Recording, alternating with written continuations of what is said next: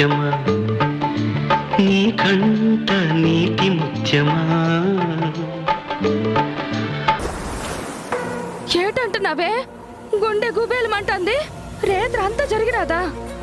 అవునక్క, ఆ సమ్మక్క తల్లి దయ వల్ల బతికి బయటపడ్డాను. ఎంత తెగింపే ఆడికి! నన్ను పిలుసుండాలే. ఆడిని బండకేసి శాపం రుద్దినట్టు రుద్దేసి ఇదే సముద్రం ఒడ్డున పాతేసేదాన్ని. ఆ కంగారులో నాకేం తోసక ఆ పక్కన ఉన్న చేపల వల తీసి ఆడి మీద ఇసిరేస్తానక్క. ఆ వలలో వాడు కొట్టుకుంటూ తిట్టుకుంటూ చుట్టుపక్కల వచ్చేలోపే ఆ చిక్కిప్పుకుని సముద్రం వైపు పారిపోయాడు. సచ్చినోడు, వాడికి పిండం పెట్ట. అవునే, ఎంతకీ ఆడెవడై ఉంటాడే?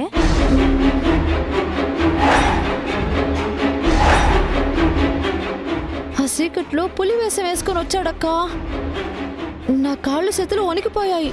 పులేసి వేస్తే పెద్ద పులైపోతాడే ఏటి? పీక నొక్కితే పిల్లి కోతుకొత్తాడు.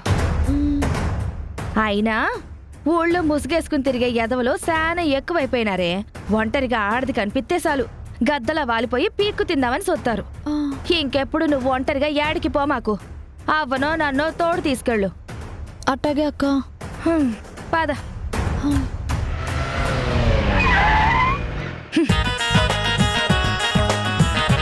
వచ్చేసాడు.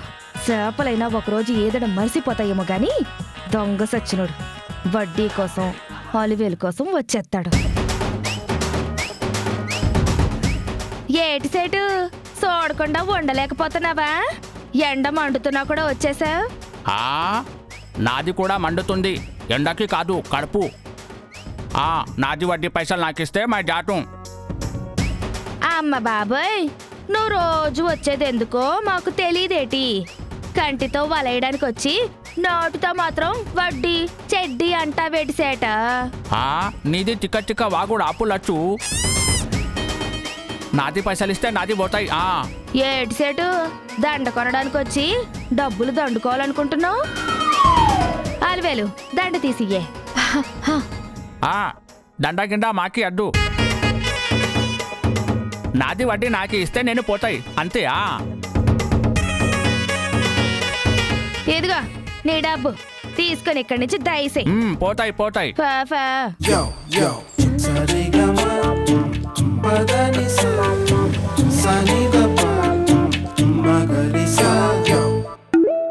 రోజు దండ కొనేవాడు ఈ రోజు కొనలేదంటక్క. డబ్బు అంతా డబ్బు మహత్యం. డబ్బా? డబ్బుకి ఆయన ప్రవర్తనకి ఏంటక్క సంబంధం? నిన్నటిదాకా నీ వెనకాల పడ్డ ఈ సేటు ఈ రోజు కన్నెత్తి ఎందుకు చూడలేదో తెలుసా? నీ తమ్ముడు ఆపరేషన్ కోసం డబ్బులు అడిగాం కదా, అందుకు. సాయం చెయ్యాల్సి వస్తుందేమో అన్న భయంతో ఆఖరికి నిన్ను చూడడం కూడా మానేశాడు. అవసరం లేనప్పుడు నేనున్నానమ్మా అని తేనె పూసినట్టు మాట్లాడే నోళ్ళు నిజంగా కష్టం వచ్చి చెయ్యి సాసినప్పుడు మొహం సాటేస్తాయి. డబ్బు మన అవసరాల్ని తీరుతుందో లేదో తెలియదు కానీ అలివేలో మన చుట్టూ ఉన్న మనుషుల అసలు రంగుల్ని చూపిస్తుంది. మన కర్మకి ఎవరినో అనడం ఎందుకులే అక్క. కర్మ కాదే, డబ్బు మాట అంటే మొహం సాటేసే ఇలాంటోళ్ళని ఇంటి సాయిలకు కూడా రానికూడదే. సర్లే అక్క, అవన్నీ మనకు కొత్త ఏటి? నేను రూపాయలు ఇంటికి అడిగిపోయేస్తా. సరే సరే, త్వరగా ఇంటికొచ్చేయి.